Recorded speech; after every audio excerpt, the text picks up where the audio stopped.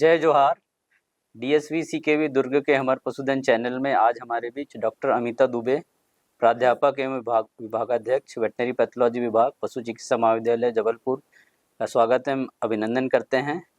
आप पशुओं में होने वाली महत्वपूर्ण बीमारियां, रोकथाम, इनके प्रशिक्षण के तरीके एवं मेटल टॉक्सिसिटी विषय पर अपने विचार व्यक्त करेंगे। मैडम का अध्यापन एवं रिसर्च में लगभग 25 साल का अनुभव है। मैडम, आपका बहुत बहुत स्वागत है। नमस्कार सर। मैं आपसे जानना चाहूँगा, पशुओं में होने वाली महत्वपूर्ण कौन कौन सी बीमारियां हैं, इनका रोकथाम कैसे करेंगे और इसकी जांच की क्या क्या विधियां हैं? जय जोहार। सभी किसान भाइयों को मेरा नमस्कार। आपने जैसे पूछा है कि पशुओं में बहुत सारी बीमारियां होती है, जैसे मनुष्य में बीमारियां होती हैं उसी तरह की बीमारी पशुओं में भी होती है। पशुओं में भी बैक्टीरिया से बीमारी होती है, वायरस से बीमारी होती है, पैरासाइट से बीमारी होती है, फंगस से बीमारी होती है और टॉक्सिन से होती है। प्लांट खा जाने जहरीले प्लांट खाने के कारण भी बीमारी होती है। प्लांट सही मात्रा में ना खाएं उसके कारण भी बीमारियां होती हैं। तो कई सारे कारण हैं, जिसमें से अगर हम कुछ बीमारियां हैं जो हमने नाम सुन रखे हैं कि जैसे बैक्टीरिया की अगर हम बात करें तो जो फैलने वाली एक बीमारी भी है, एक ट्यूबरकुलोसिस है, ब्रूसेलोसिस है, खुरपका मुहपका हमने सुन रखा है, एचएस हीमोरेजिक सेप्टिसीमिया सुन रखा है, पॉक्स वायरस सुन रखे हैं। तो इस तरह की बहुत सारी बीमारियां हर पशु में अलग अलग तरह से होती हैं।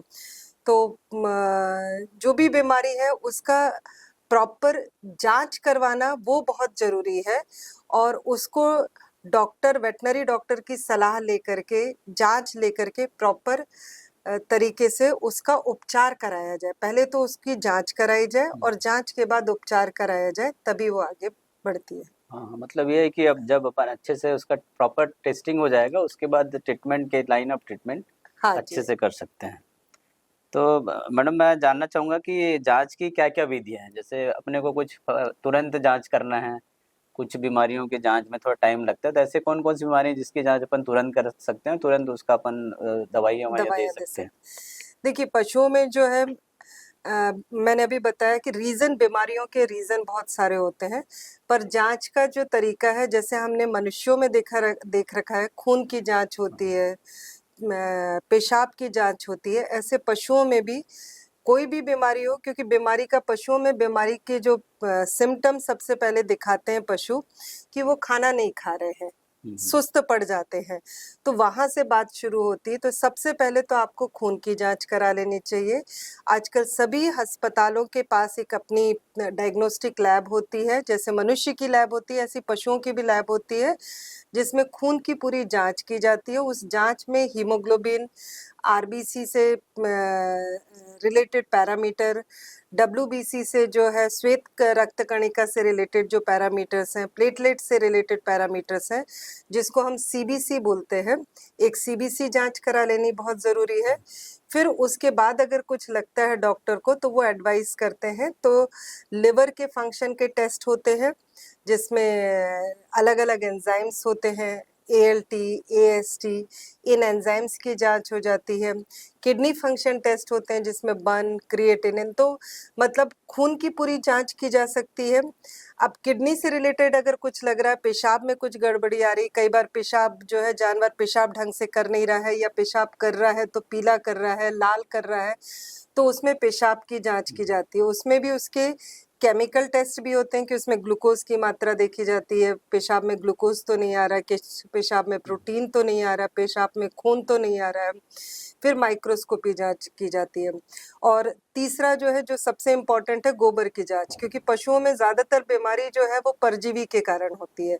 तो वो सबसे आसान तरीका भी है कि गोबर को कलेक्ट करना है, उसको माइक्रोस्कोप में देखना है और परजीवी के एग दिख जाते हैं, तो वो परजीवी की जांच की जाती है।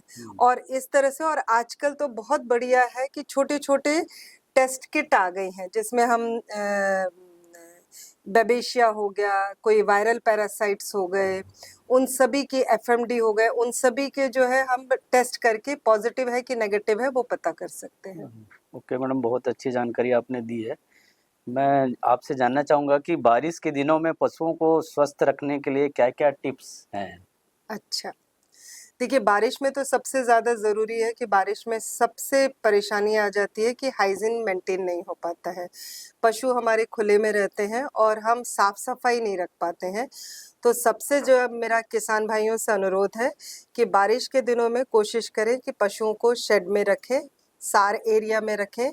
जिस एरिया में रख रहे हैं वहाँ पे साफ-सफाई के ध्यान रखें, बार-बार गोबर और उन चीज़ों की सफाई रखें।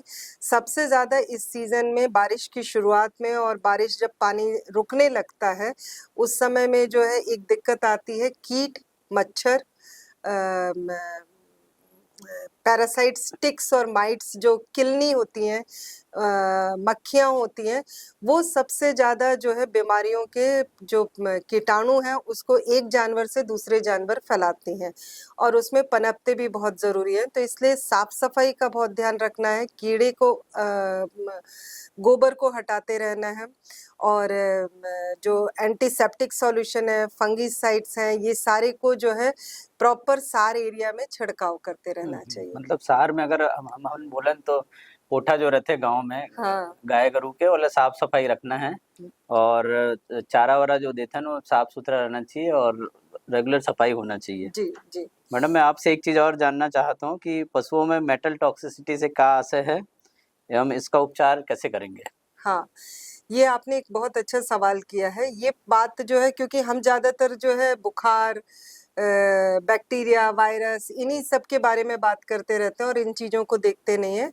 आज के आधुनिक वर्ल्ड में जो है जैसे-जैसे हमारी इंडस्ट्री बढ़ रही है और जैसे-जैसे हम अर्बनाइज़ेशन बढ़ा रहे हैं, तो नाला बढ़ रहा है, इंडस्ट्री बढ़ रही है। इन सब के कारण क्या हो रहा है कि कचरा बहुत इकट्ठा हो रहा है और ये सारा कचरा जो है वो भारी धातु का बहुत बड़ा स्रोत है। मतलब चाहे हम ऑटोमोबाइल की बैटरी कर लें, ट्रैक्टर का ऑयल देख लें या ट्रैक्टर की बैटरी जो बाहर पड़ी रहती है और इलेक्ट्रॉनिक्स आइटम्स के मटेरियल हो गए, तो इन सभी में जो है लेड है, कैडमियम है, मरकरी है, ये भारी जो धातु हैं, ये बहुत समय तक जो है इनमें बहुत मात्रा में रहती हैं और वहाँ से जो ये आइटम है, ये जानवर या तो उसे चाट लेता है या फिर वहाँ से वो क्या आ जाता है, धरती में आ जाता है या वहाँ पे पानी में आ जाता है और वहाँ से वो फॉडर में चला जाता है।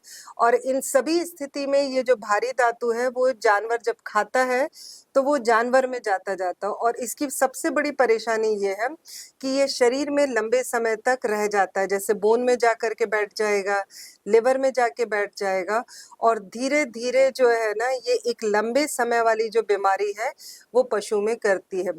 मनुष्य में जो आजकल हम कैंसर की बात कर रहे हैं, उसका भी एक बड़ा स्रोत जो है ये भारी धातु की टॉक्सिसिटी के कारण है और पशुओं में तो ये बहुत धीरे-धीरे अभी हम आजकल देख रहे हैं कि स्पेशली स्वान में, डॉग में जो आ रही हैं, कैंसर की चीज़ें बढ़ रही हैं। तो ये शायद एक पॉल्यूशन और हमारी जो लाइफ़स्टाइल होती जा रही है, अर्बनाइज़ेशन भी एक फैक्टर होगा। पर अगर हम अपने फार्म एनिमल की बात करें तो उनका रिप्रोडक्शन अफेक्ट हो रहा है, इनफर्टिलिटी की प्रॉब्लम आ रही है, प्रोडक्शन कम हो जा रहा है और डाइजेशन की प्रॉब्लम को अफेक्ट कर रहे हैं भारी धातु। तो मैडम, आप मन सुग्घर जानकारी दे हो तो आप मतलब बहुत बहुत साधुवाद और जय जोहार, जय छत्तीसगढ़। जय जोहार, जय छत्तीसगढ़।